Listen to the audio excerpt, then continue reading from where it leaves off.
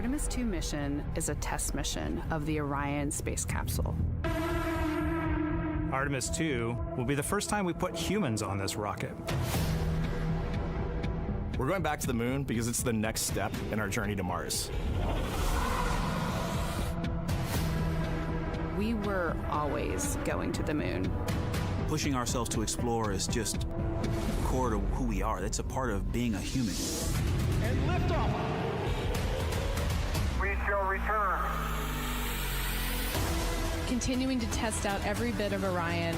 Coming back to Earth, 7 miles a second. When humanity sets big goals, we can bring together genius from around the world. You have the best people on planet Earth putting this vehicle together. That's what's up. To innovate for the benefit of humanity and to inspire the world through discovery. And here we go.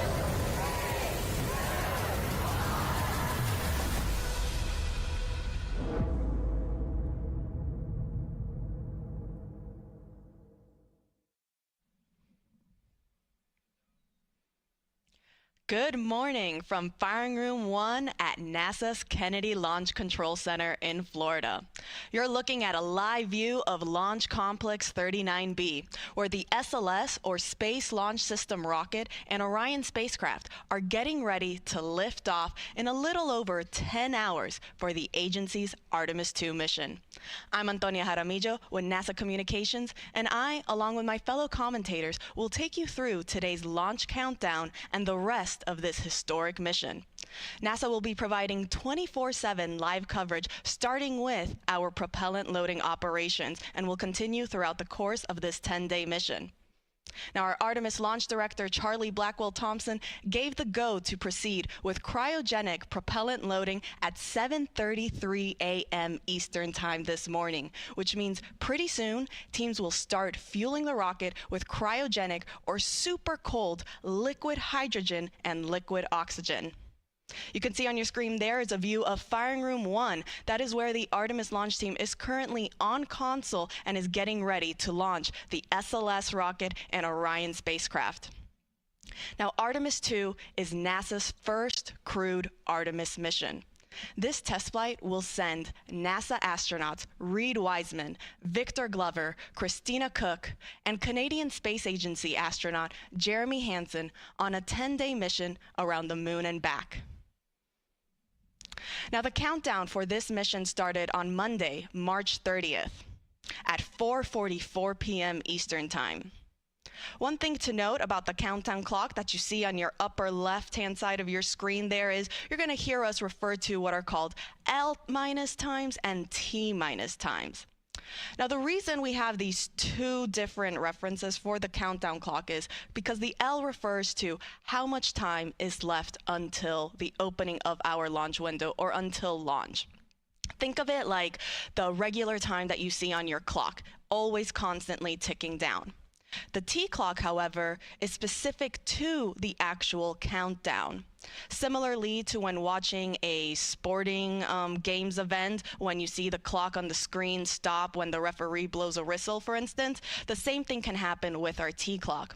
And the reason that is because the launch team has inserted specific built-in holds throughout the countdown. Now, these built-in holds are pauses that the team has intentionally inserted in the countdown to provide them with some extra wiggle room or some cushion to again just be able to go through all of their operations, continue making sure that everything is on track to be able to meet the opening of that launch window.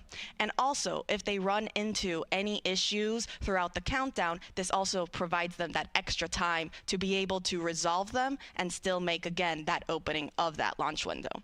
Now let's talk about today's launch window. The launch window is 2 hours long. It opens at 6:24 p.m. Eastern Time this evening.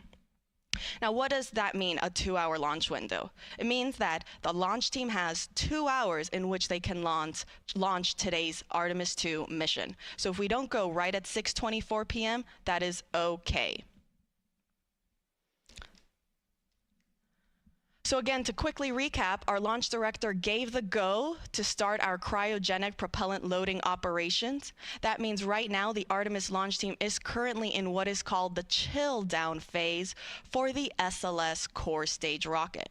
Now the core stage is the first stage of the SLS rocket. It is the orange section in between the two solid rocket boosters that you see there on your screen. Now chill down basically refers that we are going to be cooling down all of the systems and lines that will be feeding this propellant inside the rocket. The reason we chill down these lines is because we are feeding cryogenic, or again, super cold propellant on board. Liquid hydrogen, to remain in a liquid state, needs to be negative 423 degrees Fahrenheit. On the oxygen side, it's negative 297 degrees Fahrenheit. So very, very cold temperatures. Because of this, we then cool down these lines so that we aren't shocking the system, we aren't causing any potential damage to the hardware, and they're able to receive these super cold propellants smoothly and without issues. So again, we are currently in chill down for both the core stage liquid hydrogen and liquid oxygen tanks. Following chill down, the teams will then start what is called slow fill. This will officially mark the start of propellant loading. That means that we will actually start loading that liquid propellant on board the rocket. Now, as the name suggests, slow fill basically refers to slowly start to load that propellant. The reasons they do this is because the teams are wanting to closely monitor that there isn't any leaks or any issues when we are starting our propellant loading operations. Now, following slow fill, teams will then transition into what is called fast fill. Similarly to how slow fill refers to going slowly, fast fill means we're going to go at a much faster rate. This will be the bulk of our propellant loading operations, where teams are going to be in fast fill for the majority of the time. Now, following fast fill, we will then transition into topping. Topping just means that we are going to finish that last little bit that is needed to get us to 100% level in those tanks. Now, because these are gases, these are liquid gases, as the temperatures start warming up, those gases will, that liquid oxygen and liquid hydrogen will start venting off into a gas. Because of this, following topping, teams will then transition into what is called replenish mode. Replenish means just that. They're just going to constantly be replenishing these tanks so that we make sure we're at 100% level and we are at that flight ready level for when we enter terminal count. Now, I'll be reporting out as each of these operations and milestones are underway. Our Artemis launch team, they're currently communicating with each other through these separate communications channels that I'll be tuning into.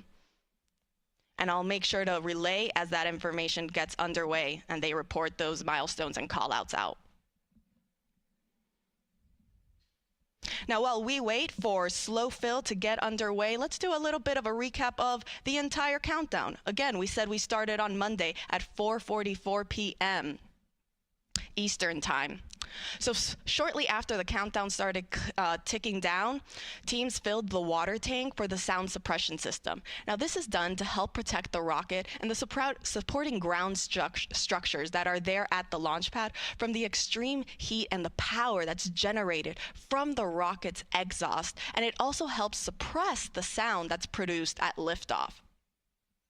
Now, the Orion spacecraft, the core stage, which again is that first stage of the SLS rocket, and the interim cryogenic propulsion stage, or the upper or second stage of SLS, were also all powered up for launch. The Orion and the core stage flight batteries have been charged.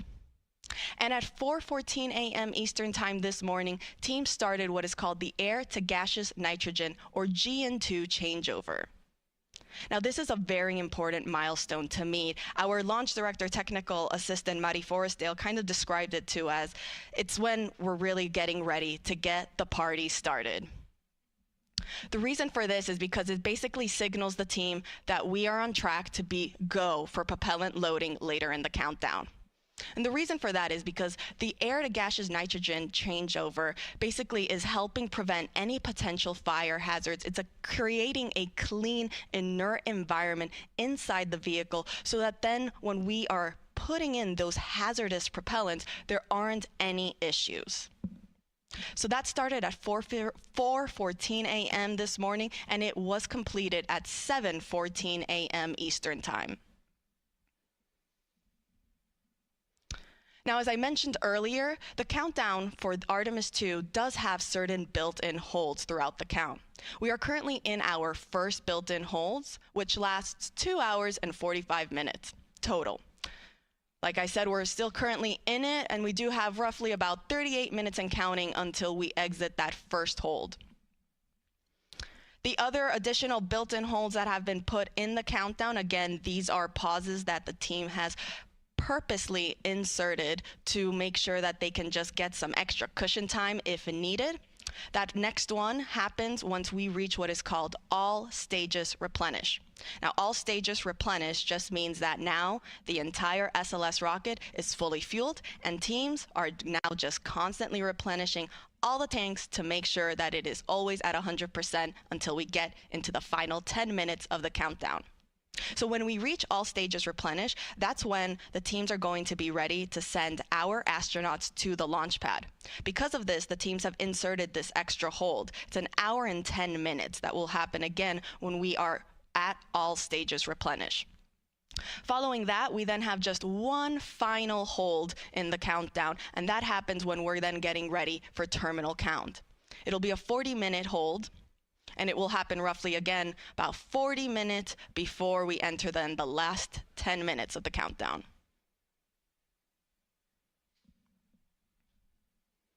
So to quickly recap again, our launch director, Charlie Blackwell Thompson, she gave the go for teams to start propellant loading. We are currently in chill down for the core stage liquid hydrogen and liquid oxygen. Up next will be slow fill when we start loading that liquid propellant. And I will report out when that is underway.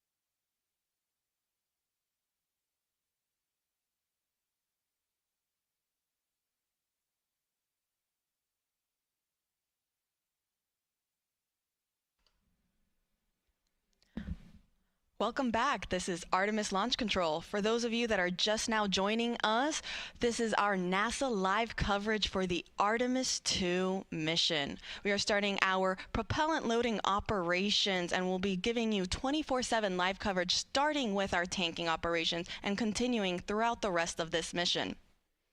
We're here in Firing Room 1. You can see there on your screen, we have our Artemis launch team getting ready to launch the SLS, or Space Launch System rocket, and Orion spacecraft for the agency's Artemis II mission later this evening. Now that launch window opens at 6:24 p.m. Eastern Time today.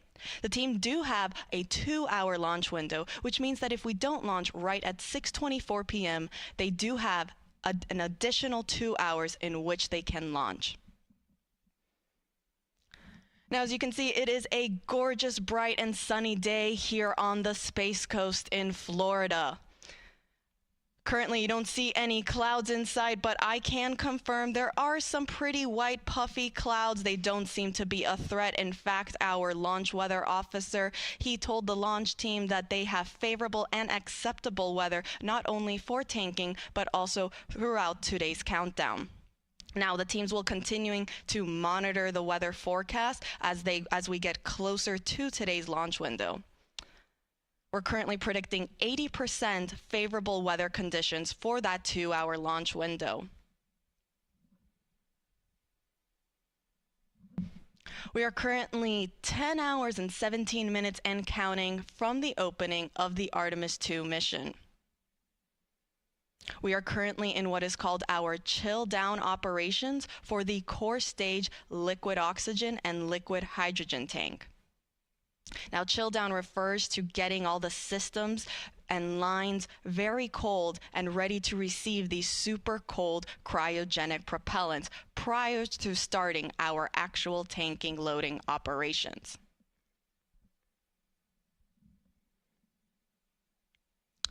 Now, let's break down the SLS rocket. We start with the core stage. That is the first stage of the rocket. Then on top of the core stage, you have what is the upper stage, or that interim cryogenic propulsion stage. So in total for SLS, there are 2 stages, but there are 4 tanks in total. You have our liquid hydrogen tank on both the core stage and the upper stage, and a liquid oxygen in both. So 4 tanks total, both liquid hydrogen and liquid oxygen. The core stage holds roughly 733,000 gallons.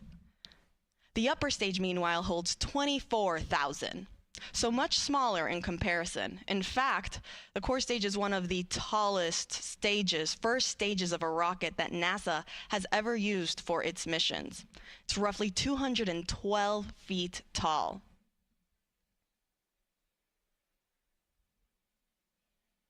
Now, fully fueled, SLS weighs approximately 5.74 million pounds.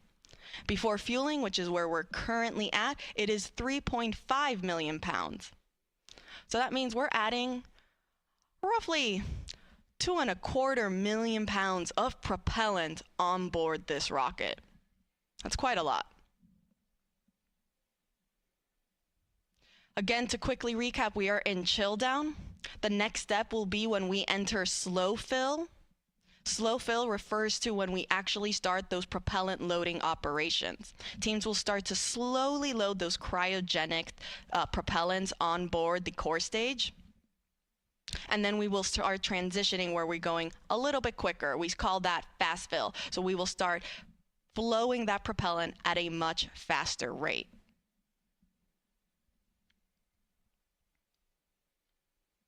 I'll continue reporting out as these milestones are underway.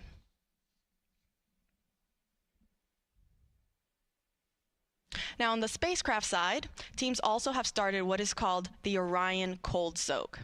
Now, this basically refers to making everything super cold on the spacecraft. This is done in order to protect the avionics. So we're not chilling the crew module, but we're making the thermal control system cold so that it can withstand all of the different temperatures that it's going to be seeing throughout today's countdown. That started quickly after we gave the LD go for cryoload.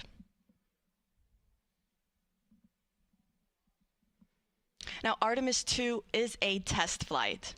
We're going to send astronauts Reed Wiseman, Victor Glover, Christina Cook, and Jeremy Hansen on a 10-day mission around the moon.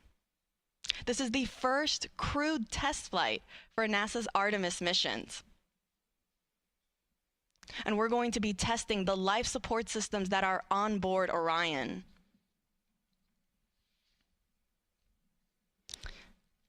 As well as conducting other operations and demonstrations throughout the mission so that we can pave the way for our future Artemis missions when we send our astronauts to the moon.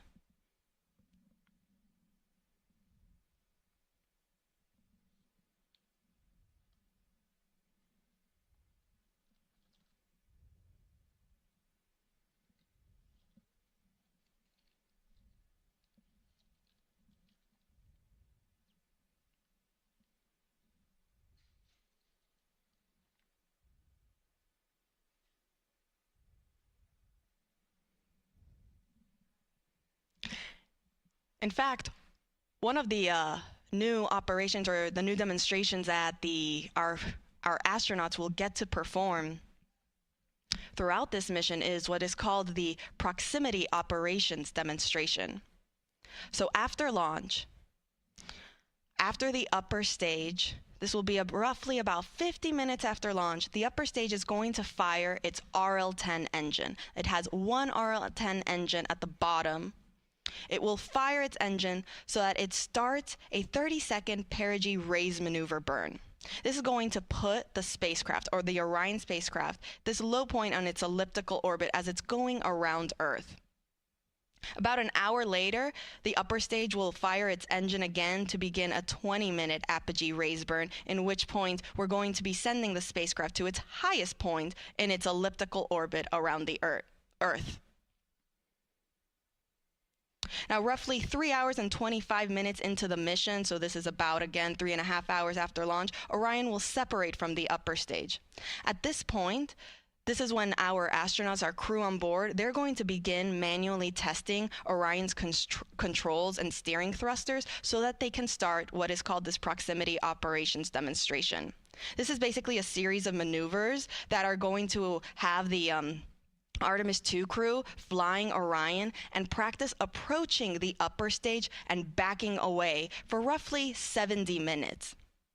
Now, the reason we're doing this test is so that, again, we can practice this for when we go and have Artemis III, and we actually have Orion practicing docking with our lunar landing systems. Now, it is important to note that Orion won't actually dock with the upper stage for Artemis II. Instead, it will get close and then drift and then go back and separate and then get close again. We really just want to practice those proximity operations to confirm we can do it. The spacecraft can get aligned with where it needs to be. And then following that, Orion will then fire its European service module engine for about 2 minutes so that it helps increase that separation distance from the upper stage. At this point, the upper stage will fire its thrusters just one final time so that it begins its disposal burn.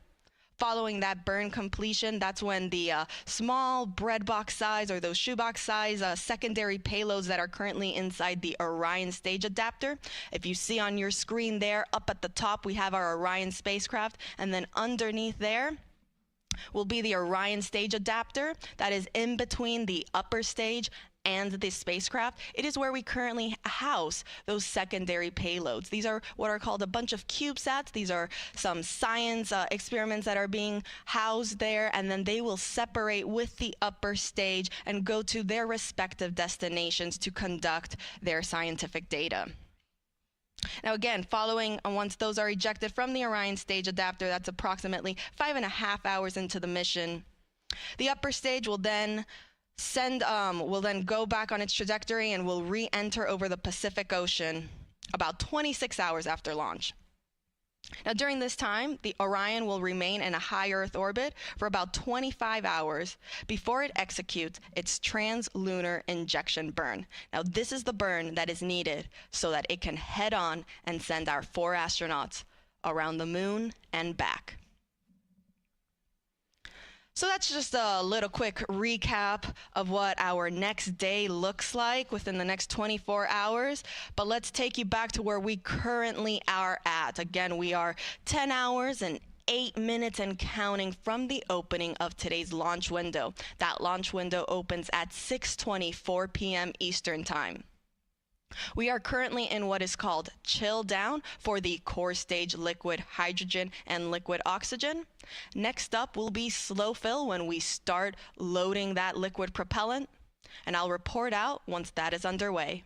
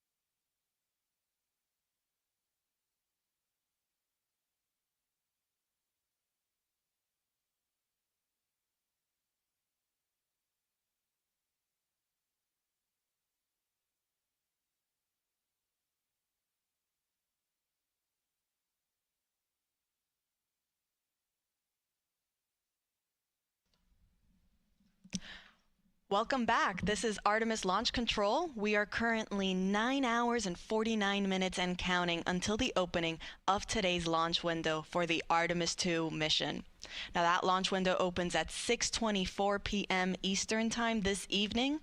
Teams do have a 2-hour launch window, which means that if we don't open right at the start at 6:24, they do have an additional 2 hours in which they can try to launch.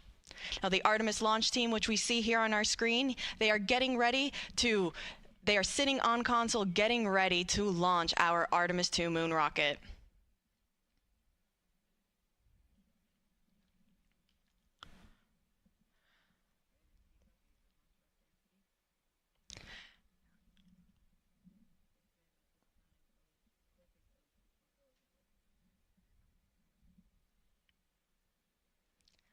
Now, the launch team just reported that we are now starting our propellant loading operations for the SLS, or the Space Launch System rocket. We are currently in slow fill for both the core stage liquid hydrogen and liquid oxygen tanks. This means that propellant loading is officially underway. We are now starting to load those super cold, these cryogenic temperatures onto the SLS rocket. Now we're going to start from the bottom and make our way slowly up to the top. So we'll first start with loading the first stage of the rocket. That's what we call the core stage. It is the orange section of the rocket that you see there on your screen that sits between the two solid rocket boosters. Now we are currently again in slow fill for both liquid hydrogen and liquid oxygen on that core stage. Slow fill refers to, as the name suggests, to slowly start loading that propellant. Now we do this because these tanks are really large. In fact, the core stage is one of the tallest first stages of a rocket. So that means these tanks are also very, very large. In fact, the liquid hydrogen tank on the core stage can hold roughly 537,000 gallons. And then on the liquid oxygen side, it holds roughly 196,000 gallons. So because of this, because these tanks are so large, teams will start slowly loading this propellant so that they can monitor how the tanks, how the hardware is receiving these super cold cryogenic propellants. Once it looks like everything is underway and there are no issues, they will then transition into what is called fast fill, which is where we'll stay for the majority of our tanking operations. Fast fill means we'll now start loading the rocket at a much faster rate.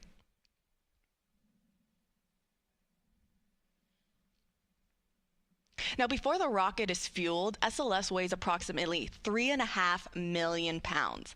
But fully fueled, it's 5.74 million pounds. And we are starting to fuel that rocket, so it is going to start getting heavier and heavier. Now, we mentioned how the core stage, that is the largest segment of the SLS rocket. In fact, it's one of the tallest first stages of a rocket that NASA has ever used. It's roughly 212 feet tall. Now, on top of it sits the upper stage, or the interim cryogenic propulsion stage. Now, that's roughly 45 feet tall in comparison.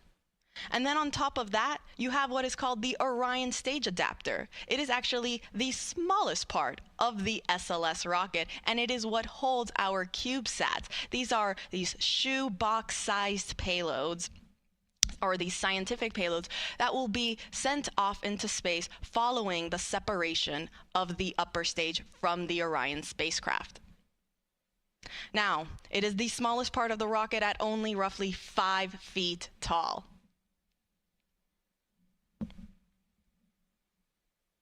And then, of course, on top of the Orion stage adapter sits our Orion spacecraft. You can see there on your screen the Orion spacecraft, that's on top. And then right there where we have our Artemis logo, that is what is actually called the crew access arm. It is part of the mobile launcher. That is the gray L-shaped structure that is connected to the SLS and Orion spacecraft rocket. Now, the crew access arm is very important, as again, that name suggests, it is the access point for our astronauts, or really any personnel, to be able to access the spacecraft. So that is where, in fact, our astronauts, Reed Wiseman, Victor Glover, Christina Cook, and Jeremy Hansen, they'll be walking through there later on today when they are ready to board their spacecraft for their mission around the moon.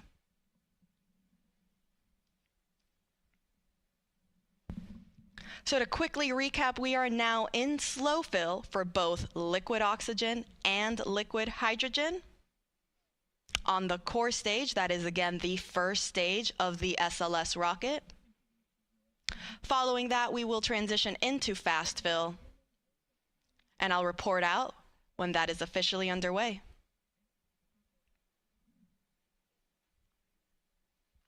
Now, while we wait to get into fast fill, teams are currently not monitoring any big issues in the countdown. It's actually been, things have been going really smoothly, fairly well. We are definitely hoping for things to continue that way.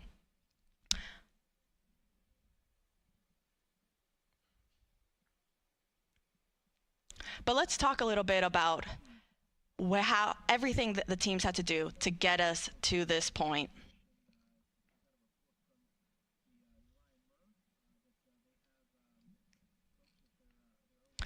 So teams first rolled the SLS rocket and Orion spacecraft to the launch pad for the first time on January 17th. Then on February 2nd, teams performed a wet dress rehearsal. Now, this was a rehearsal to practice loading the propellants on board the rocket, getting into terminal count, but not actually launching. So it was like a practice test before launch. During that first wet dress rehearsal in February, we experienced the hydrogen leak, which, following that test, teams then decided to perform another wet dress rehearsal. They did so on February 19th, and it was very successful. They didn't really see any hydrogen leaks throughout the entire count, or any other leaks for that matter, and they were able to continue throughout all of the milestones that they had planned. Now, we did have to roll back on February 25th due to a helium issue that we saw on the upper stage of our rocket. Teams noticed that the flow of helium to the upper stage was interrupted, and that meant that we had to roll back to the vehicle assembly building to help fix that issue. The only way to access that area was inside the VAB. Teams did successfully fix the issue inside the vehicle assembly building, and we were then ready to roll back to the launch pad on March 20th. Since then, the teams have been getting the rocket then ready for launch, and we entered our launch countdown on Monday at 4:44 p.m. Eastern Time.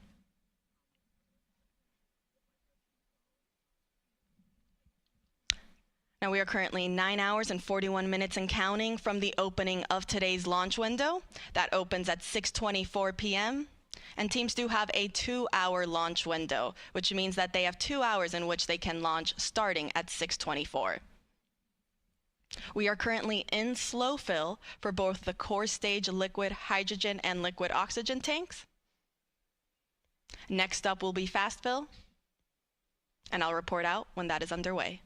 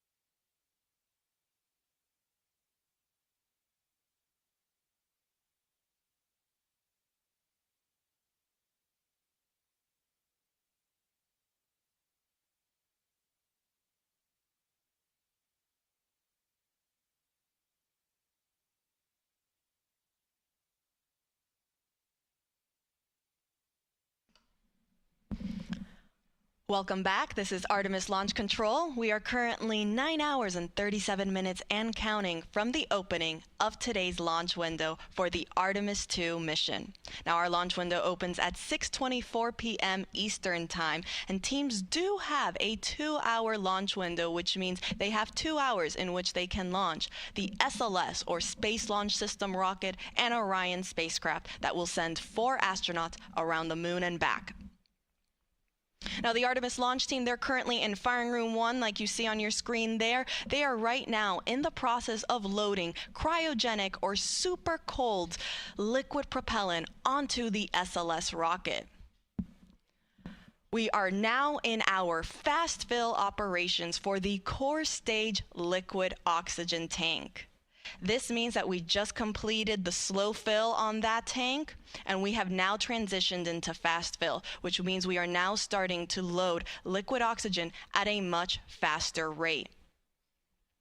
Now, on the hydrogen side, we are still in slow fill for liquid hydrogen. So slow fill for liquid hydrogen, fast fill for liquid oxygen on the core stage. Now, just to throw some numbers at you guys again, the hydrogen tank on the core stage holds roughly 537,000 gallons. The liquid oxygen tank, meanwhile, holds roughly 196,000 gallons. On the upper stage, in total, that's also another 24,000 gallons. So you have 4 tanks, over 750,000 gallons of liquid hydrogen and oxygen that is being fed all to these engines, to the 4 RS-25 engines at the bottom of the core stage and the 1 RL-10 engine that's at the bottom of the upper stage. And now, why do we need so much propellant?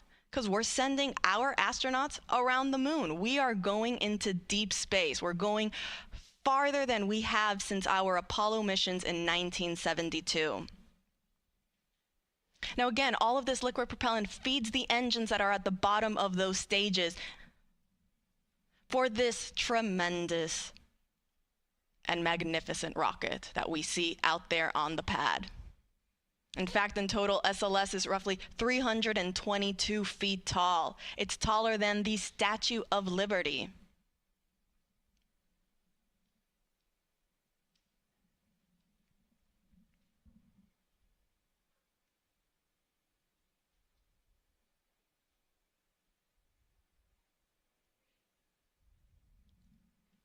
And it will send our astronauts around the moon. We have our commander, Reed Wiseman, pilot Victor Glover, and mission specialists, Christina Cook and Jeremy Hansen. You can see them there on your screen. From left to right, you have Victor, Jeremy, Christina, and Reed. They'll be getting ready to start their day and get on board their rocket for their mission around the moon.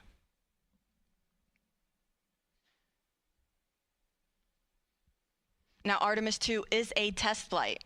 This is the first crewed test flight of the Artemis missions. We're going to evaluate the crewed system performance in a deep space environment. We'll perform a flyby around the moon. We'll practice a proximity operations demonstration with the upper stage.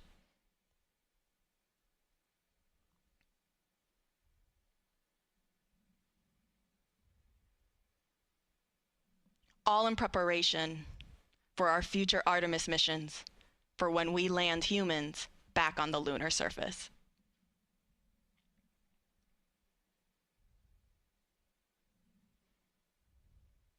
So to quickly recap of where we are in today's countdown, we are currently underway in our fast fill operations for the liquid oxygen tank on the core stage. That is the first stage of the SLS rocket. And we are still in our slow fill operations on the liquid hydrogen side on the core stage. I'll report back once we have started fast fill for that liquid hydrogen tank.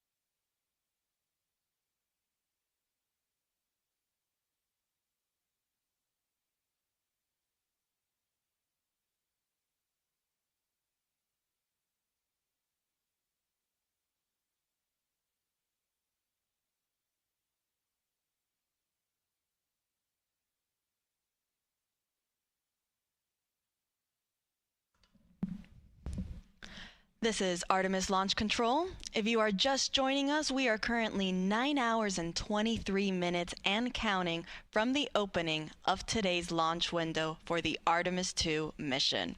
I'm Antonia Jaramillo in NASA Communications, and I, along with our fellow commentators, will be taking you through the rest of today's launch countdown, as well as the rest of the Artemis II mission. NASA will be providing 24/7 live coverage, starting with our propellant loading operations that is currently underway and will continue all the way through our splashdown operations.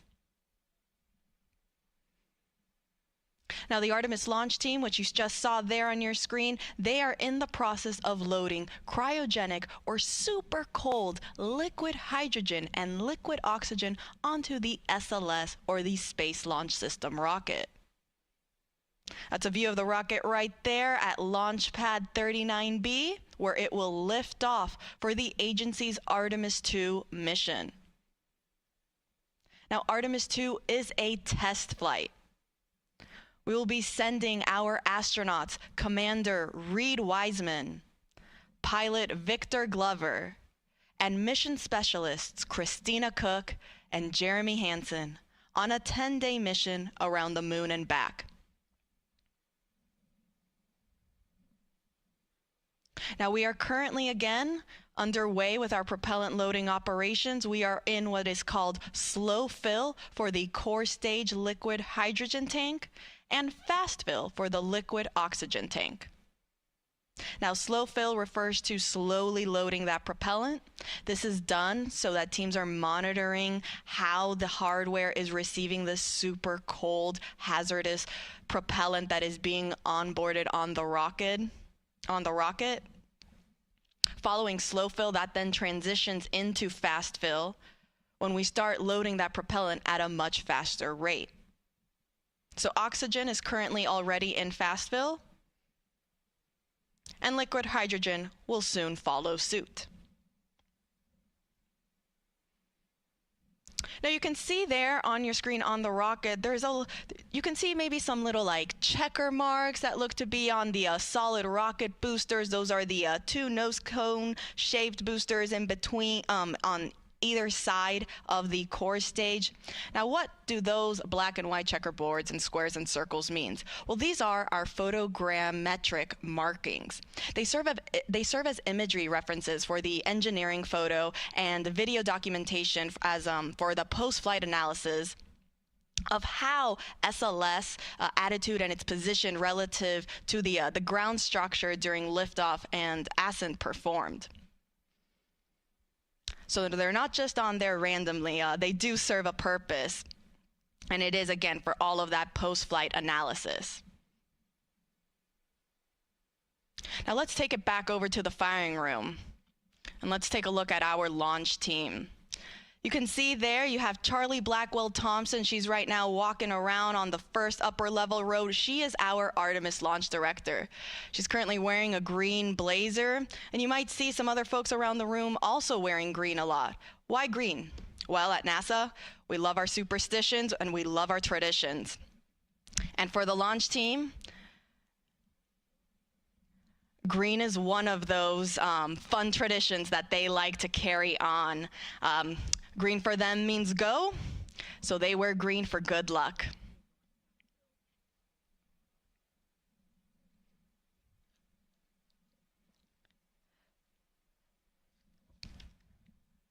Now, the launch team, they communicate with each other via these communication channels to update how we are in the countdown.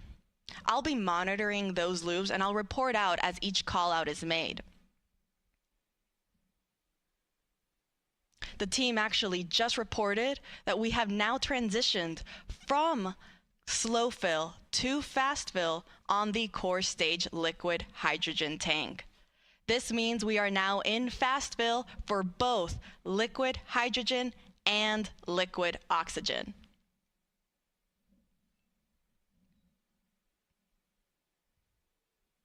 Now, following fast fill, teams will then transition into what is called topping. Topping just refers to finishing up the last little bit that is needed to get to 100% level on both tanks. Once we finish topping, we will then enter what is called replenish mode. And this means that the teams are just constantly replenishing these tanks to maintain 100% flight level. This is done because as the temperatures of these liquid propellants naturally warm up throughout the countdown, they will start venting off into a gas state. And so because of that, the teams want to constantly be replenishing the tanks so that they're not losing any propellant and we're going down from that 100% level. So again, we are now in fast fill for both core stage liquid hydrogen and liquid oxygen. On the upper stage, meanwhile, we haven't started our propellant loading operations there. I will report out once that process is also underway. Teams will first start with chilling down the upper stage liquid hydrogen tank.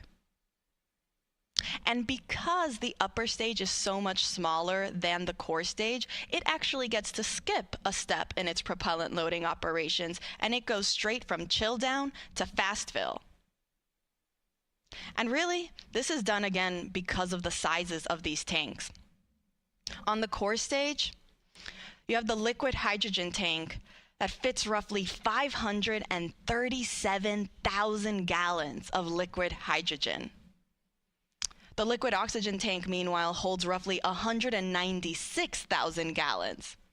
In total, that's about 733,000 gallons on the core stage alone. On the upper stage, meanwhile, the total amount of propellant is roughly 24,000 gallons, so significantly smaller. And because of this, they are able to go straight from chill down into fast fill.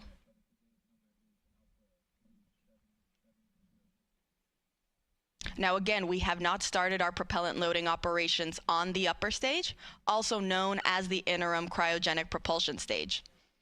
I'll report out once that process is underway.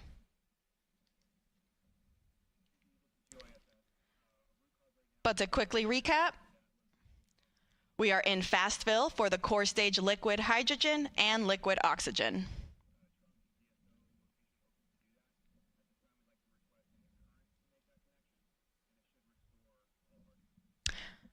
Now, all of these tanks on both the core stage and the upper stage are going to feed the engines underneath those both stages. On the core stage, there are 4 RS-25 engines. You see them there on your screen right there. So both the liquid hydrogen and the liquid oxygen tank, they feed those 4 RS-25 engines that start at roughly T-minus 6.36 seconds until liftoff. That's when they get ready. And then on the upper stage, the liquid oxygen and liquid hydrogen tank feed that 1 RL-10 engine.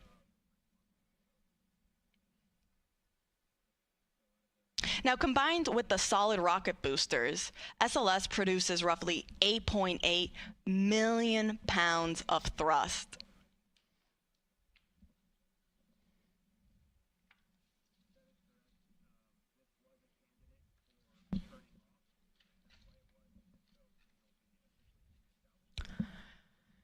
In total, it is 322 feet tall, taller than the Statue of Liberty.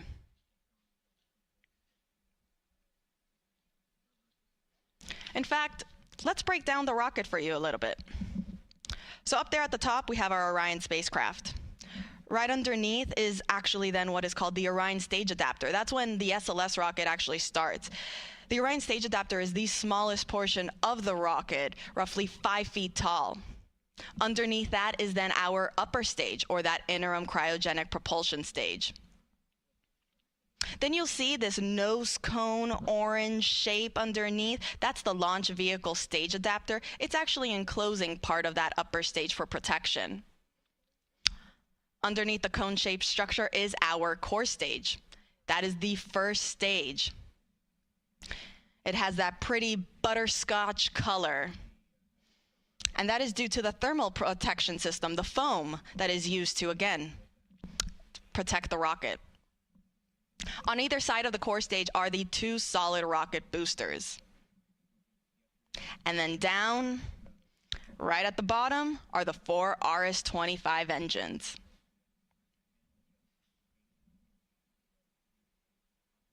All right, so we are in fast fill again for core stage liquid hydrogen and liquid oxygen. I'll report out when the next milestone is underway and when we start our upper stage loading operations.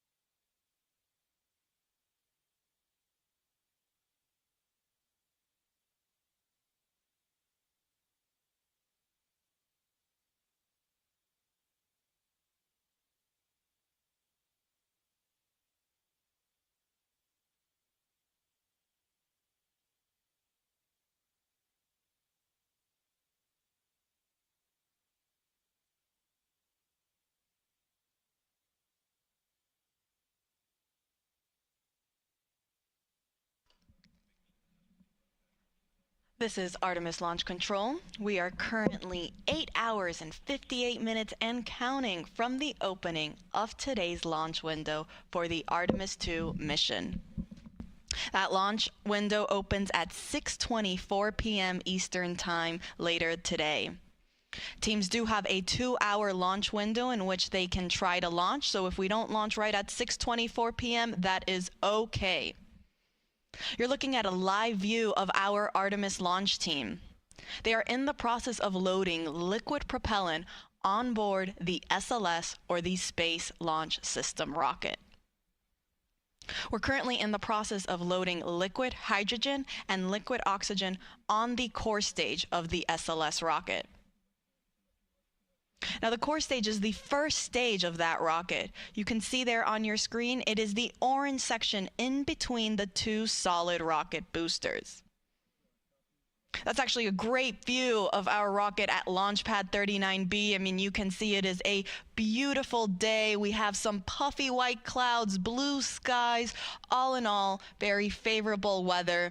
In fact, our launch weather officers, they've been predicting 80% chance of go for our launch window this evening.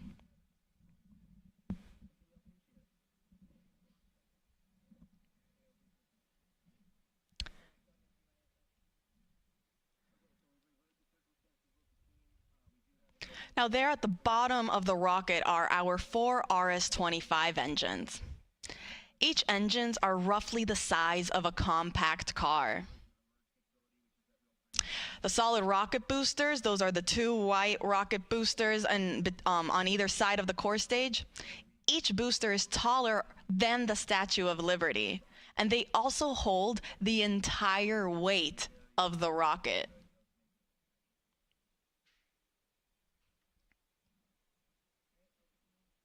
Now, fully fueled, SLS weighs 5.74 million pounds.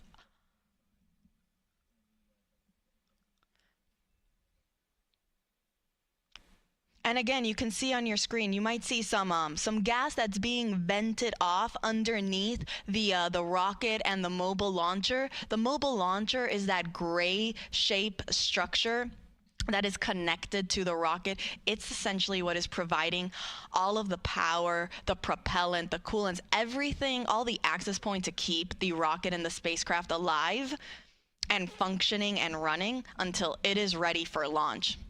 Now, that gas that you're seeing being vented off, it doesn't mean we're getting ready to lift off anytime soon. It's just that natural boil off that is coming from the propellant that is being fed to the rocket as it naturally warms up over time. So totally normal. We expect to see it. You'll probably expect to see it some more as we actually transition and continue with our propellant loading procedures and move forward into the upper stage, which is that second stage on top of the core stage, also known as the interim cryogenic propulsion stage. When we also start loading propellant on board that second stage, you might also see some gas also starting to vent off at that higher level. In fact, you see there on your screen is a nice, better, closer up view of the upper stage and then our Orion spacecraft up on top. Now let's take you to a graphic of where we currently are in our tanking operations. You see there on your screen, on the left-hand side, it will tell you how far we are in our core stage loading operations. We're currently 28% of the way filled in liquid oxygen and about 30% of the way filled for the liquid hydrogen side. Meanwhile, for the interim cryogenic propulsion stage, that upper stage, you see it's all grayed out there because we haven't begun that propellant loading operations. I'll report out once that is underway. But for right now, we're just focusing on the core stage. Now, in the meantime, while the launch team is right now starting to fuel the rocket and that propellant loading is underway, our astronauts are getting ready to wake up and start their day.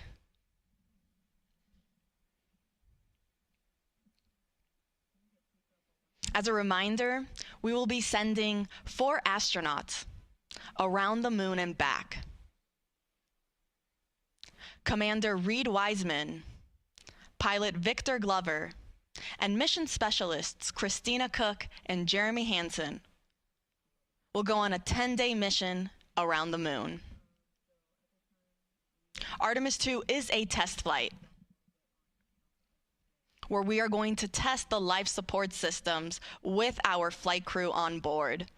This is NASA's first crewed Artemis mission, and it will pave the way for our future Artemis missions for when we land humans back on the lunar surface.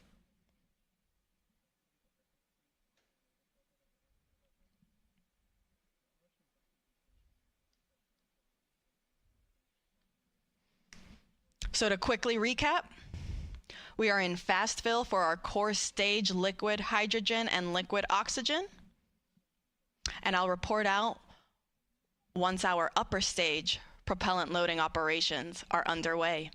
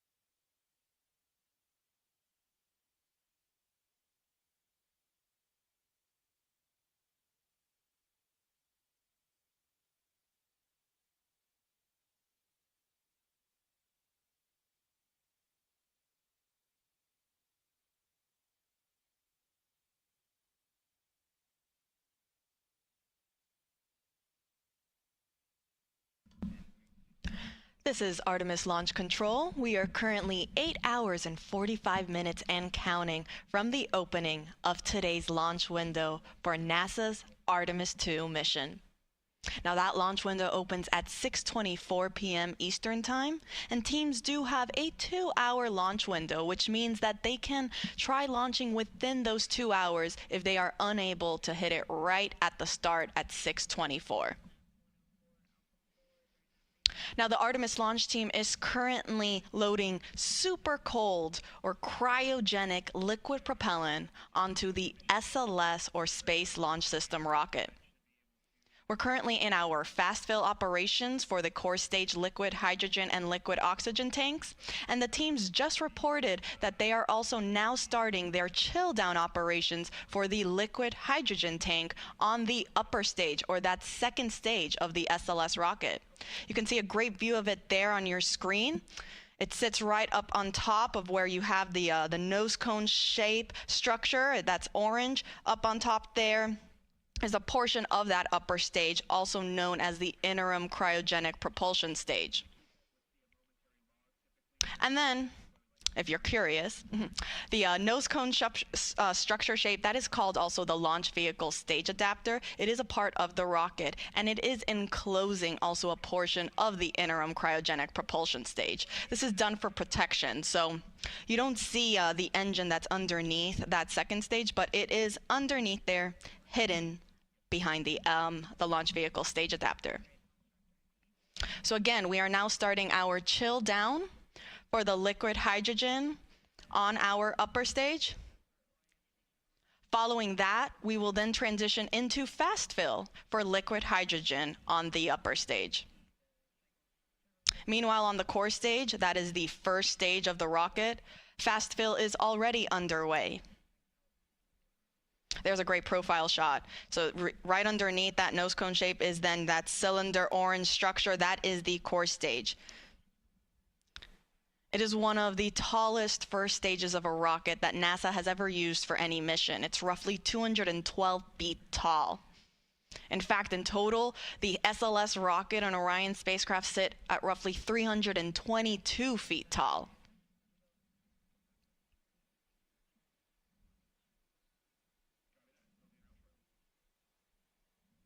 Now I'll report out once chill down is complete on the upper stage and we have transitioned into fast fill.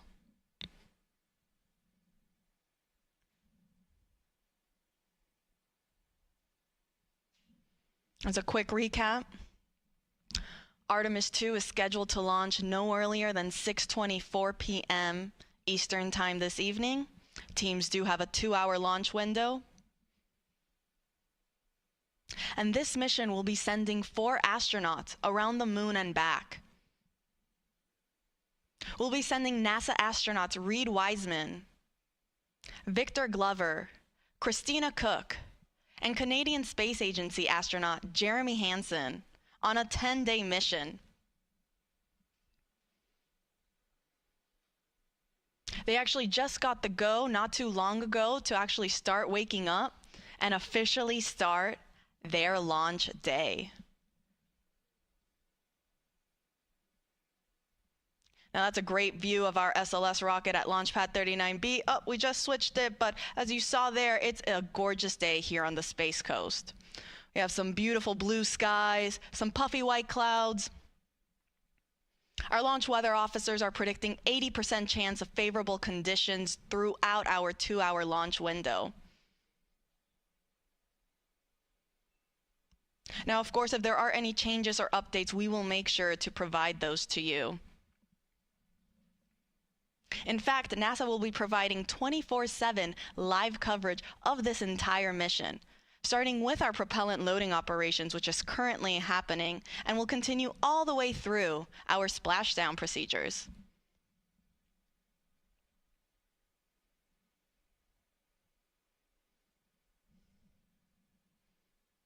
You can see there on your screen how to watch.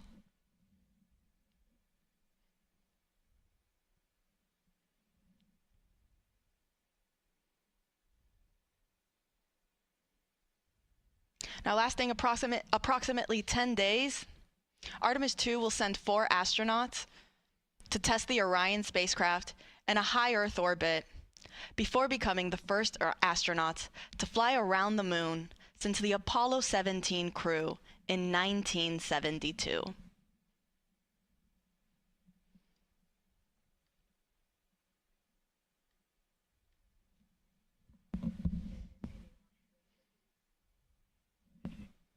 Again, we are in fast fill for core stage liquid hydrogen and liquid oxygen, and we are in chill down for the liquid hydrogen tank on our upper stage or interim cryogenic propulsion stage.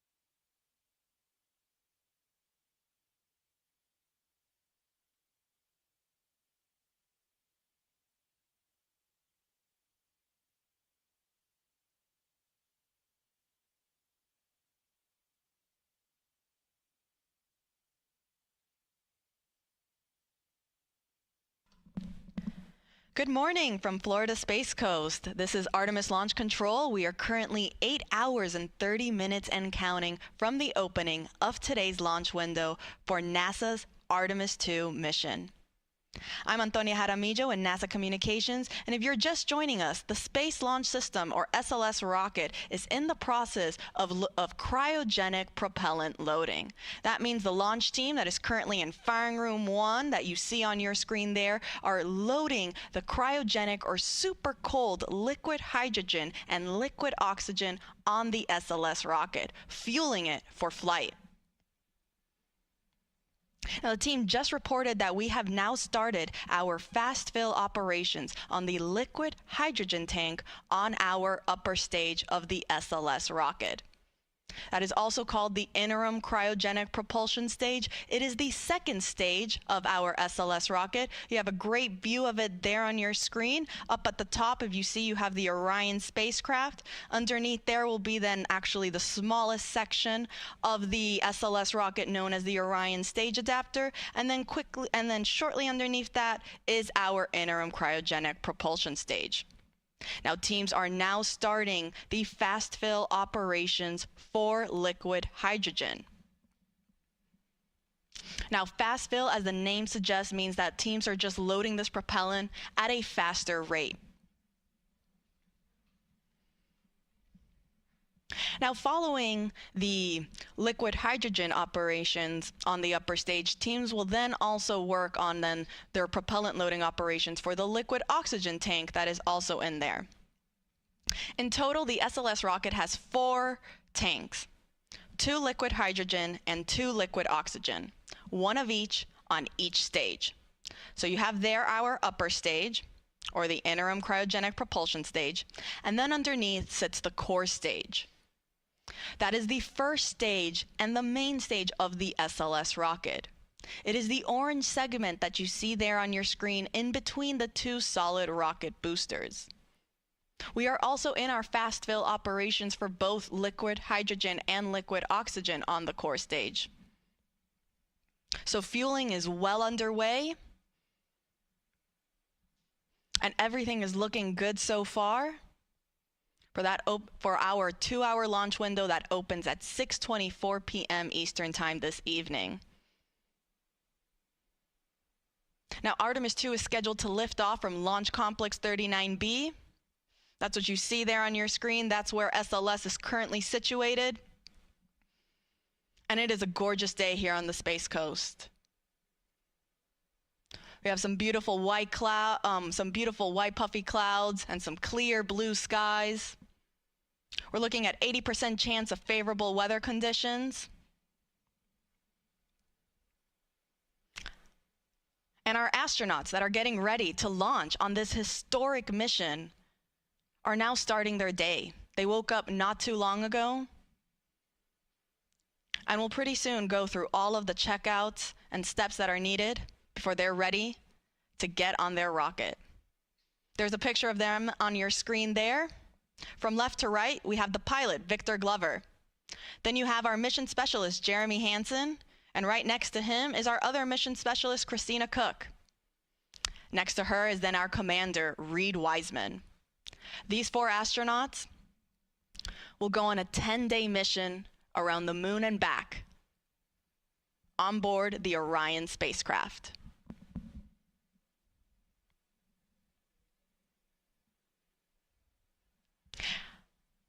Now, fun fact, you see again there, we were talking a little bit about the different sections of the rocket, and we mentioned briefly the Orion stage adapter.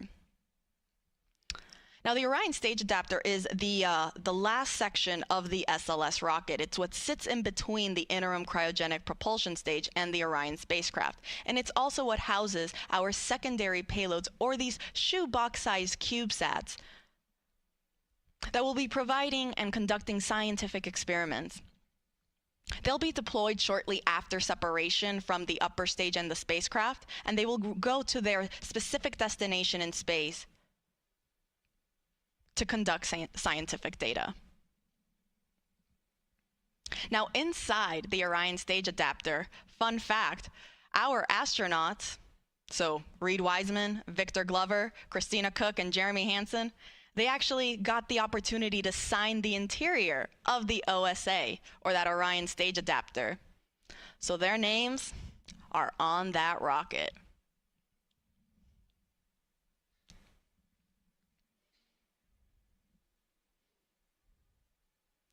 It is fully built by NASA at Marshall Space Flight Center in Huntsville, Alabama.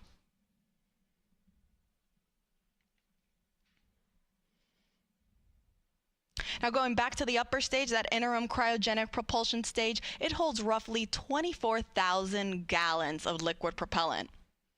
The liquid hydrogen tank is approximately 17,000 gallons, and the liquid oxygen is roughly 6,000 gallons. Much smaller in comparison to the core stage, that holds roughly 733,000 gallons total. You have a 537,000 gallons of liquid hydrogen on the core stage tank, and then roughly 197,000 or 196,000 on the liquid oxygen tank. Fully fueled, SLS weighs about 5.74 million pounds of thrust.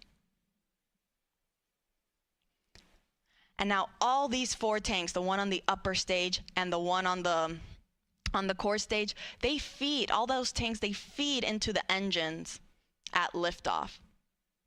So the core stage will feed the 4 RS-25 engines that you see at the bottom of your screen there. And the upper stage, meanwhile, will feed its 1 RL-10 engine that is actually enclosed by the launch vehicle stage adapter. That is the nose cone-shaped orange structure that you see on your screen there. It is actually hiding the RL-10 engine from our view.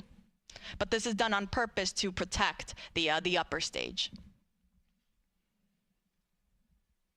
So to quickly recap, we are in fast fill for liquid hydrogen on our upper stage. We have not started our propellant loading operations on the liquid oxygen tank yet. I'll report out once that operation is underway. And on the core stage, meanwhile, we are still in our fast fill operations for both tanks, for both liquid hydrogen and liquid oxygen.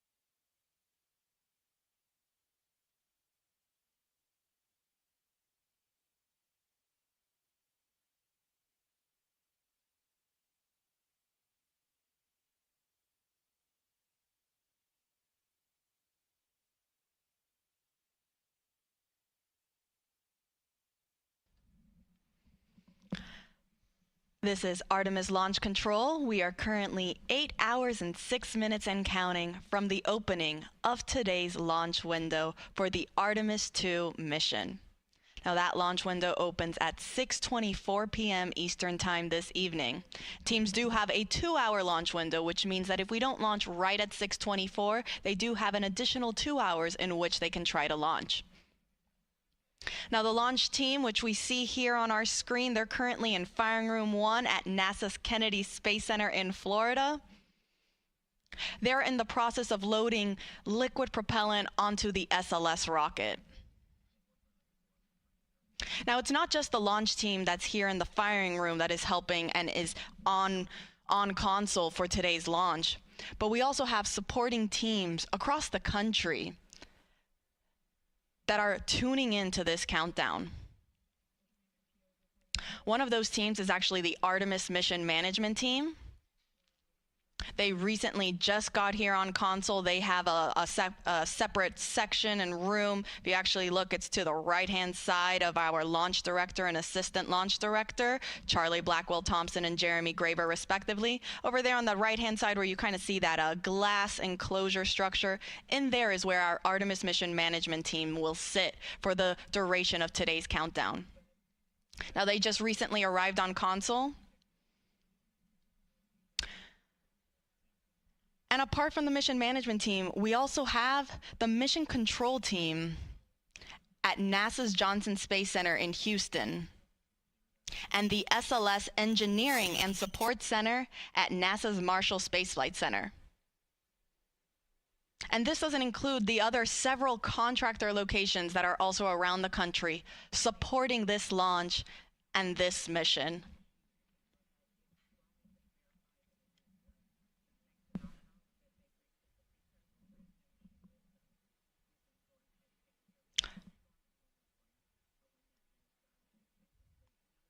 So again, you have our prime main launch team that is here in Firing Room 1, Charlie Blackwell Thompson. You see there she's wearing a green blazer. She's our launch director leading this team. But then there are also supporting teams that are also assisting the launch team throughout today's countdown. That includes the Artemis Mission Management Team, the Mission Control Team in Houston, and the SLS Engineering and Support Center at NASA's Marshall Space Flight Center, in addition to several contractor locations that are located around the country. Now, as we mentioned, we are currently in our propellant loading operations for the SLS rocket.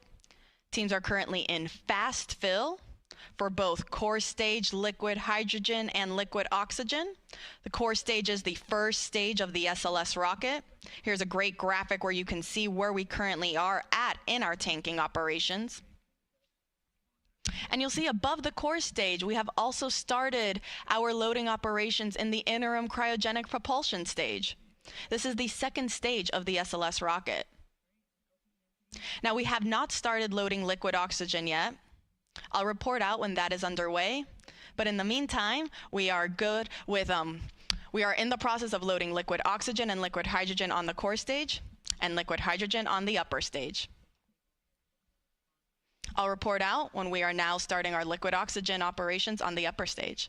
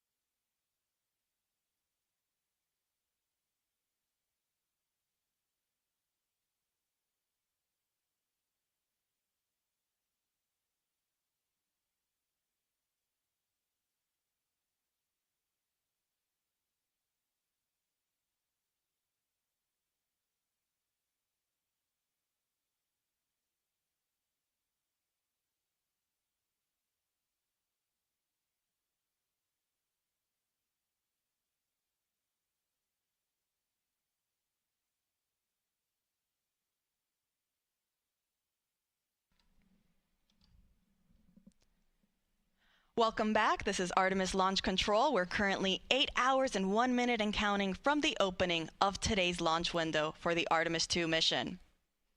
I'm Antonia Jaramillo in NASA Communications, and I, along with our fellow commentators, will be taking you through today's countdown. And actually joining me currently in the room here in Firing Room 1 is our Assistant Launch Director, Jeremy Graver. Jeremy, thank you so much for taking the time to speak with us today. No problem. Good morning, Tony. Happy to be here.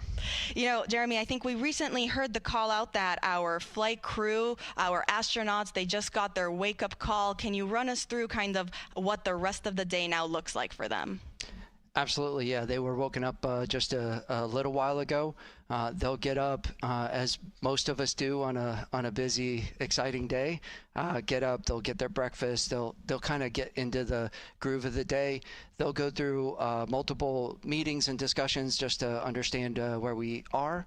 In a little while, the launch director and our flight director will provide a weather briefing for the flight crew to talk about all of the weather potentials that could play into today's launch opportunity. Once that's complete, they will then start getting suited up, and they'll head to the suit room, start doing all their preparations from a suit up perspective. As that's completed, they'll be checking with us to make sure that we're ready for them to come to the pad, and then they'll be on their way headed out to the pad in the Astrovan, ready to get out to Launch Pad 39B, get up on top of the mobile launcher onto the 274-foot level, go across the crew access arm into the White Room, and enter the Orion spacecraft. So we're really excited for those events later today. It is. It's a very busy and exciting day, like you mentioned. I hope they got some good rest and didn't, wake up a bunch of times throughout the night. I know I certainly did, but just because of pure excitement, like you mentioned. Now let's shift focus back on the rocket. How's propellant loading going? Everything is going very well right now. As I stepped off console to come in here, the core stage LH2 tank was about 95% loaded. The upper stage is probably about halfway and moving towards their completion for LH2. The liquid oxygen side of the core stage is in fast fill as well, and proceeding well, and we will be getting into the upper stage LO2 loading in a little while. So all things moving per schedule and working towards that plan for the day. That is great news, and actually I think we just heard that they got the go for transitioning into that liquid hydrogen on the core stage 2 topping. So like you said, we're getting very close. Absolutely. That is exciting, so can you tell us a little bit then about those upcoming milestones once we finish that propellant loading on all 4 tanks? Yeah, so it's absolutely critical for us to get into what we call stable replenish on all stages. And what that means is the liquid oxygen and liquid hydrogen tanks on both the core stage and the interim cryopropulsion stage, or ICPS, are fully loaded, and we are just maintaining that level of loading. And that's a very quiescent configuration for us, and that's required for us to be in that configuration to then be allowed to send the flight crew, our closeout crew, which is there to assist the flight crew getting on board Orion. We need to be in that stable replenish configuration to be able to send those crews out to the launch pad. And as we send those crews out, that is really our press and our push to launch. We'll get the crew on board. They go through a number of checks, communication checks, system checks, and then our closeout crew's job is to back out of the crew module, close all of our hatches, get us in configuration to be able to then the closeout crew to leave the pad, and that puts us in the configuration to allow us to proceed through the rest of launch countdown as we proceed down to our final hold at T-minus 10 minutes, where we do all of our launch polls and determine that we are ready to pick up with what we call terminal count, which is from T-minus 10 minutes down to launch at T0. And really excited to get to all of those milestones as we proceed through the day. We are all very excited. We're rooting for you guys, watching along. And as you mentioned, the reason to get to all stages replenished first is because that's the point where we're at the safest configuration to send people back to the launch pad, correct? That is absolutely correct. It is a very stable configuration. It's the safe configuration that we require to ensure that we're ready to send those crews out to the pad. Jeremy Graver, thank you so much for taking the time to speak with us today. We're rooting for you, wishing you the best of luck, and we'll let you get back on console. Excellent. Thank you, Tony. Appreciate it. Go Artemis. Go Artemis. All right, and so just to quickly recap, we are now in our topping phase for liquid hydrogen on the core stage. We are still in fast fill on the liquid oxygen side for the core stage, and also fast fill for the upper stage liquid hydrogen tank. I'll report back once we have entered our topping phase for liquid oxygen on the core stage.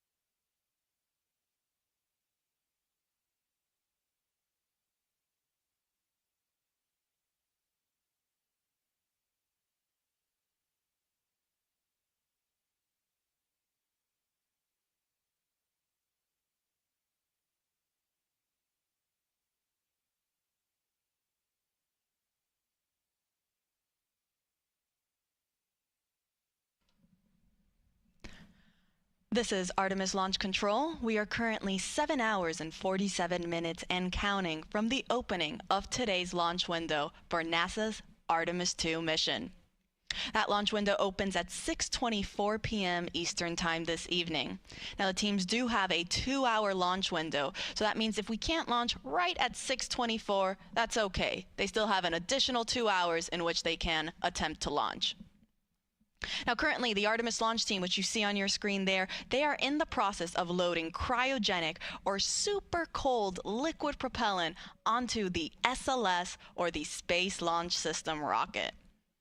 The teams actually just reported that we have completed loading liquid hydrogen onto the core stage of the rocket. Now, the core stage is the first stage of that SLS rocket. There's a great graphic representation of where we currently are in our tanking operations. So as you see, we are at 100% level for the liquid hydrogen tank on the core stage. So that means we are now, the teams are just going to be constantly replenishing that tank as some of that liquid starts boiling off into a gas due to the temperatures as it starts warming up. So teams will therefore replenish it constantly to maintain this 100% flight level. Now, as you can see, right above the hydrogen tank sits our liquid oxygen tank. That's currently 70% of the way filled. And then on our upper stage, or the interim cryogenic propulsion stage, this is the rocket stage that sits on top of the core stage. We are currently in our fast fill operations for liquid hydrogen on that upper stage. Teams have not started liquid oxygen for the upper stage, and that is totally normal. That is part of the countdown. We aren't scheduled to start our upper stage liquid oxygen loading operations until we start getting into, so we get much further into our loading operations for the liquid oxygen tank on the core stage. So again, we are now in replenish for the core stage liquid hydrogen tank, and we are in fast fill for the liquid oxygen tank on the core stage and the liquid hydrogen tank on the upper stage. Now, a quick recap on how the whole tanking loading process goes. Teams will first start with what is called chill down. So prior to us actually starting to load the super cold propellant onto the rocket, they will first chill down all of the systems and lines. This is done to make sure that it is able to receive these super cold temperatures. In order for hydrogen to be in a liquid state, it needs to be negative 423 degrees Fahrenheit. Oxygen in a liquid state is negative 297 degrees Fahrenheit. So very, very cold temperatures. And as such, we want to make sure that we are conditioning all of the systems to be able to receive those cryogenic temperatures so that we aren't shocking the hardware and we're not causing any potential damage unnecessarily. Now, following chill down, we will transition into what is called into slow fill on the core stage. Now, slow fill, as the name suggests, refers to slowly starting to feed that propellant onto the rocket. This officially marks the start of our propellant loading.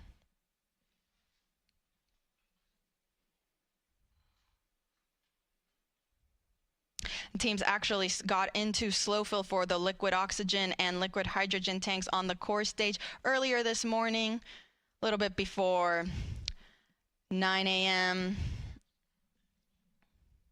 Following slow fill is then when we transition into fast fill. This is where we stay for the majority of our tanking loading operations. Similarly to slow fill, fast fill refers to loading propellant at a much faster rate. And that is currently where the liquid oxygen tank state is in. We are in fast fill for liquid oxygen tank on the core stage. Now, after fast fill, we transition into topping. This is the last little bit that is needed to fill the tanks to 100% level. Hence why we're topping it off. Following topping, we are now at 100%. And so now we transition into replenish mode. Replenish just means we're going to be constantly replenishing these tanks so that we make sure we are again at 100% flight level.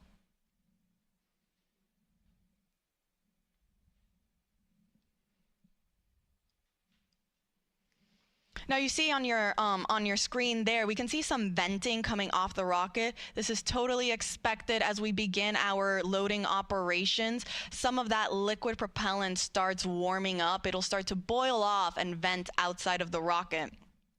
Hence why we see some of that gas getting expended from down underneath where the engines are at the bottom, and also a little bit at the top where the upper stage is located. So again, an expected condition.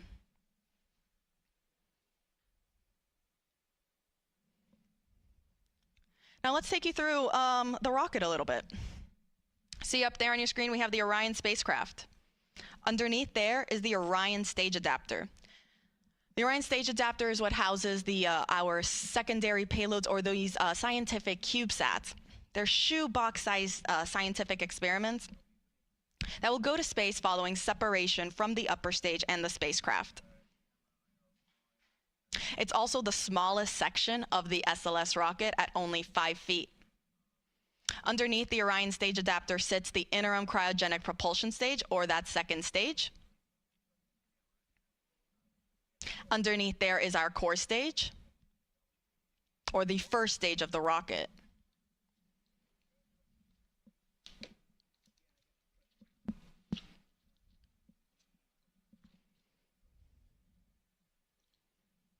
Now the core stage, it consists of the propellant tanks, the ducts, the valves, avionics, and it also houses the 4 RS-25 engines that are down there at the bottom.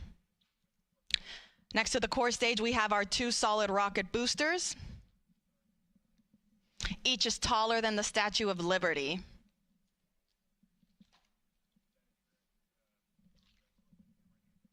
Now on those rocket boosters, you can see our NASA worm.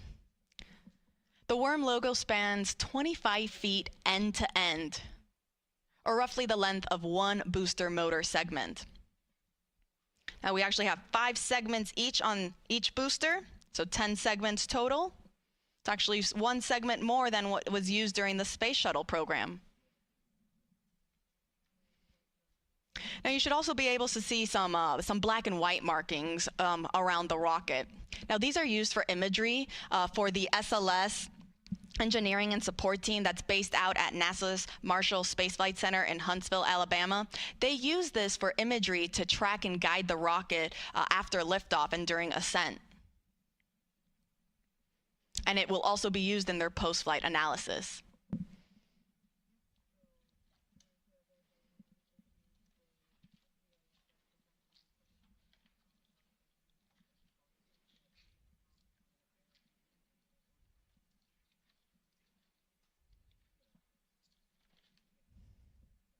Now the orange color of the core stage is the thermal protection system, or that spray-on foam insulation. Now this provides the thermal protection for every part of the rocket.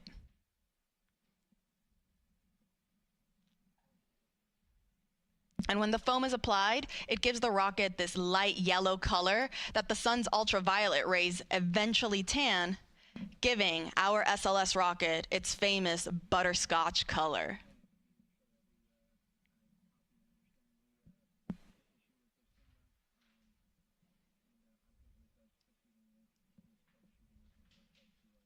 So again, to quickly recap, we are in replenish mode for the core stage liquid hydrogen tank. We are about 75% of the way filled on our liquid oxygen tank on the core stage. But we're still in fast fill. I'll let you know when we transition into topping for the core stage liquid oxygen tank.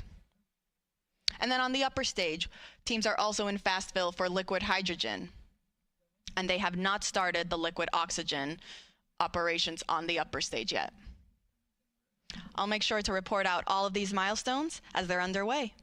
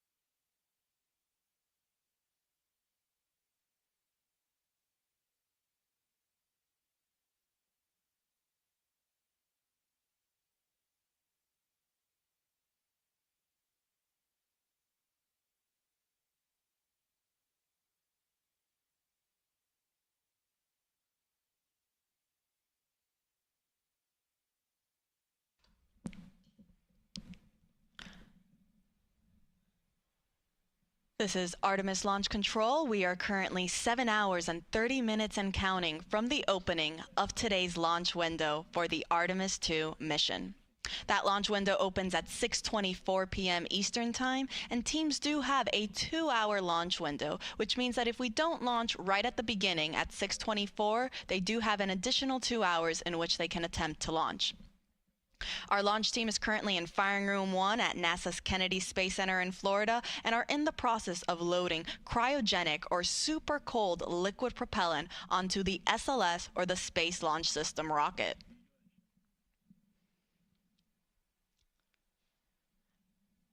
Now, teams did just complete fast fill for the liquid hydrogen tank on the upper stage, or our interim cryogenic propulsion stage. Now, fast fill refers to loading propellant at a faster rate. This is preceded by chill down, which gets the system ready to receive these super cold temperatures.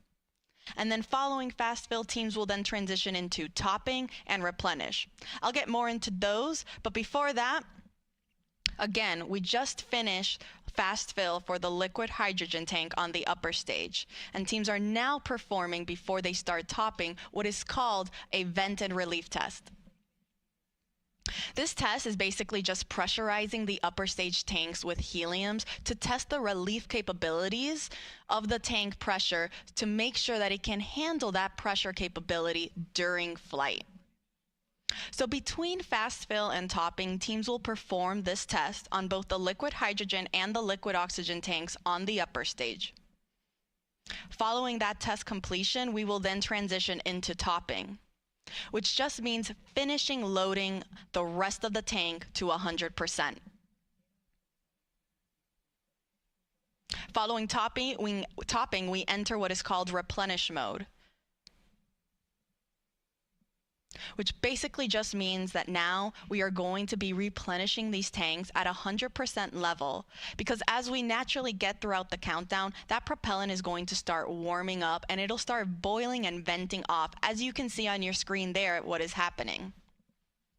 So because of that, and because the teams want to make sure that they still have 100% level in all 4 tanks, the 2 on the upper stage and the 2 on the core stage, or the first stage of the rocket, they continuously replenish the tanks until the final 10 minutes of the launch countdown, or what is known as terminal count. Now, speaking of replenish mode, we are currently in replenish mode for the core stage liquid hydrogen tank. So we were just talking about how we finished fast fill on the upper stage liquid hydrogen tank. We are also then in replenish mode for the core stage liquid hydrogen tank. On the liquid oxygen side, we are still in fast fill for the core stage liquid oxygen. And then on the upper stage, we haven't started those liquid oxygen operations yet. The teams want to wait until we are a little bit further along in the core stage liquid oxygen loading operations before we transition into that upper stage loading operation.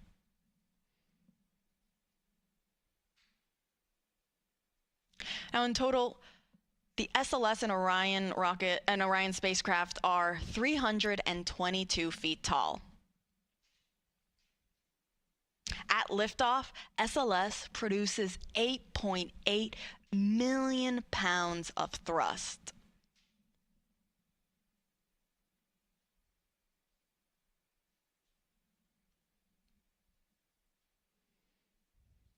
A little bit more than the Saturn V rocket that was used during the Apollo missions, which were roughly 7.5 million pounds of thrust to send those astronauts to the moon.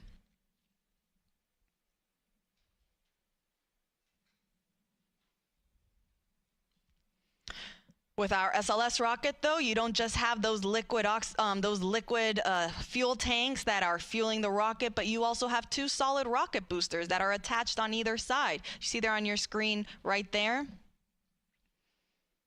They also help provide that extra push and that thrust right at liftoff.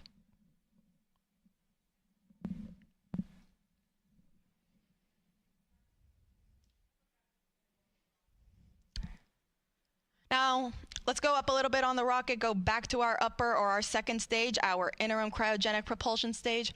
For those that have been following us along since Artemis I, you might remember that the interim cryogenic propulsion stage for Artemis I provided the big push to send the Orion spacecraft on its way to the moon. For Artemis II, however, it's going to be a little different. And the reason for that is because Artemis II is NASA's first crewed test flight, meaning we are sending astronauts on board this rocket for the first time. And because of that, we are going to have the capability to practice a bunch of different systems and tests and operations that we couldn't do if it were uncrewed. One of these operations is what is called the proximity operation demonstration. This involves the upper stage, or that interim cryogenic propulsion stage, and the Orion spacecraft practicing proximity maneuvers where the Orion spacecraft will practice approaching and getting away from the upper stage in a high Earth orbit. The reason teams want to practice this is in preparation for Artemis III and future Artemis missions for when Orion docks with our lunar landing systems. And so because of this, this means that the interim cryogenic propulsion stage will be separating from Orion much sooner. Meaning that following this demonstration, it will be Orion's European service module that will actually send the spacecraft on its trajectory to the moon. It will perform what is called the translunar injection burn.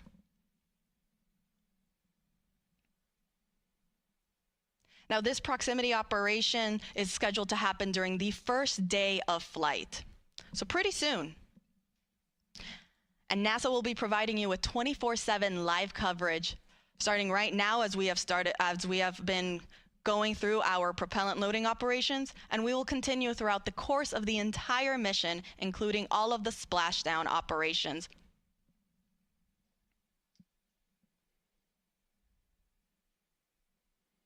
Artemis II will send NASA astronauts Reed Wiseman, Victor Glover, and Christina Cook, and Canadian Space Agency astronaut Jeremy Hansen on a 10-day mission around the moon and back.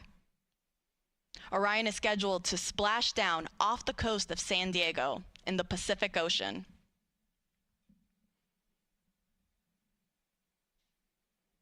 So to quickly recap, teams are in the process of performing a vent and relief test on the liquid hydrogen tank on the upper stage, following finishing their fast fill operations. Again, this test is to just test the tanks that they can handle the pressure that will be happening during this first day of flight. Following this test, we will then transition into our topping phase on the upper stage liquid hydrogen tank, and it'll then transition to replenish. On the core stage, meanwhile, we are still in fast fill for the liquid oxygen tank, and we are in replenish for liquid hydrogen. Now, this is a very, very big and important milestone to me because, again, for those that have been following us along, especially with Artemis II, during our fast fill operations on the core stage liquid hydrogen tank during wet dress rehearsal 1, that was our first test of this Artemis II moon rocket where we tested loading the propellants on board. Teams experienced the liquid hydrogen leaks shortly after getting into fast fill during that first test. They then performed a second wet dress rehearsal where they did not see any major leaks. Tanking loading operations went very smoothly, and it was a very successful test. And so it's great to see that throughout today's countdown for launch, there also weren't any significant issues or leaks reported during our liquid hydrogen loading phase on the core stage. So we are now in replenish mode for liquid hydrogen. We're about 84% of the way on the liquid oxygen tank. And we're also almost there on the upper stage for liquid hydrogen.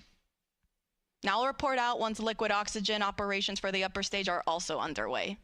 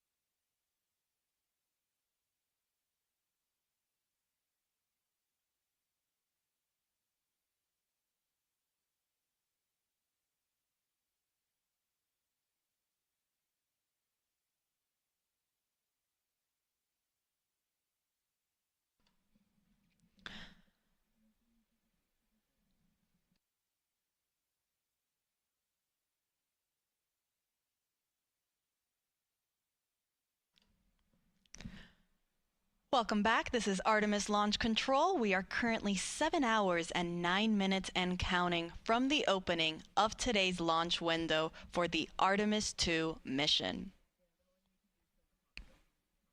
Our Artemis launch team is currently in the process of loading liquid propellant onto the SLS, or Space Launch System, rocket.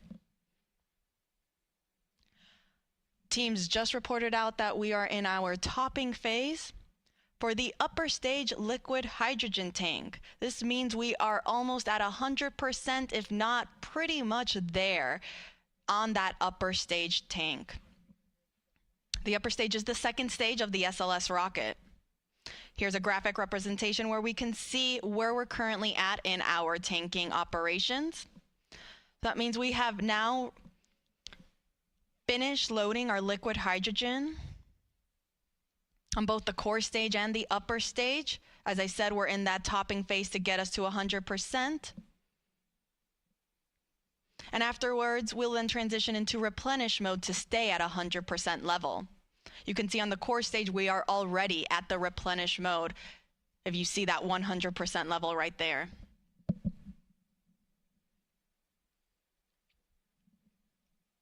And we also just got confirmation that we are also in replenish for the upper stage liquid hydrogen tank.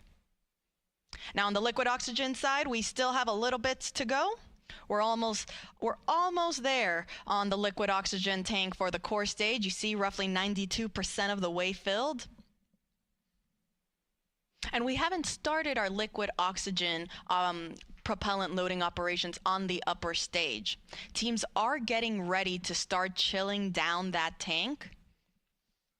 Teams do this to make sure that all of the systems and lines are ready to receive these cryogenic temperatures. As you can see on your screen there, for hydrogen to stay in a liquid state, it must be negative 423 degrees Fahrenheit.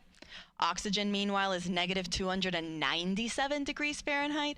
So these super, super cold temperatures, we want to make sure that the rocket is able to receive them without damaging any of the hardware on board.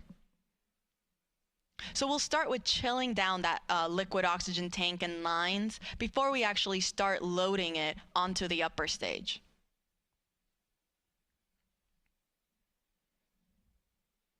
I'll report back once that step is underway.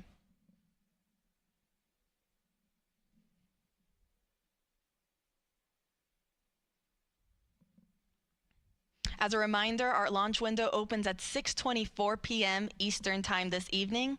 Teams do have a 2-hour launch window, so that means if we don't launch right at 6:24, that is okay. They still have additional opportunities throughout that 2-hour launch window. Now, NASA's providing 24/7 live coverage throughout this entire mission, beginning with our propellant loading operations that is currently underway. And as we continue our coverage this morning, we are also, and we continue monitoring all of our loading operations. We thank you for following us along. Part of our live coverage will, of course, include our launch this evening. That live launch coverage for Artemis II will continue right here at the beginning at approximately 12:50 p.m. Eastern Time. You can continue watching on our NASA's YouTube channel, as well as on NASA Plus and the other NASA social media channels. Again, we are providing 24/7 live coverage. So following launch, the show doesn't end there. We have a 10-day mission around the moon. And then following that, we're coming back home. And we will be covering all of those splashdown operations as well.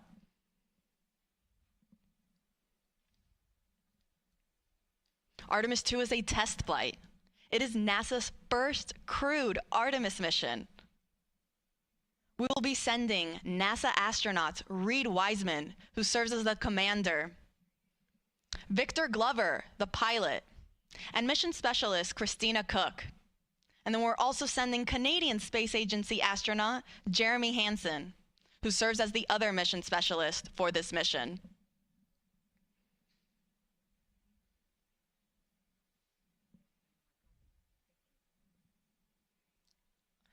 So to quickly recap, we are in replenish for both liquid hydrogen tanks on the core stage and the upper stage of our SLS, or Space Launch System rocket.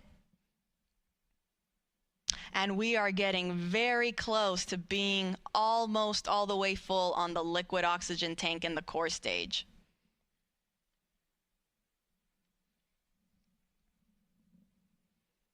I'll make sure to report out once we start entering topping for the liquid oxygen tank in the core stage. Again, that refers to the last little bit that is needed to get us to 100%.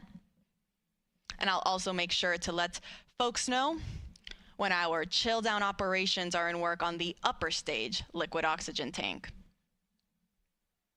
As a reminder, all of this propellant that are on board these 4 tanks of these two rocket stages, they feed the engines that are underneath and then provide the power and the push to send the Orion spacecraft on its voyage to the moon.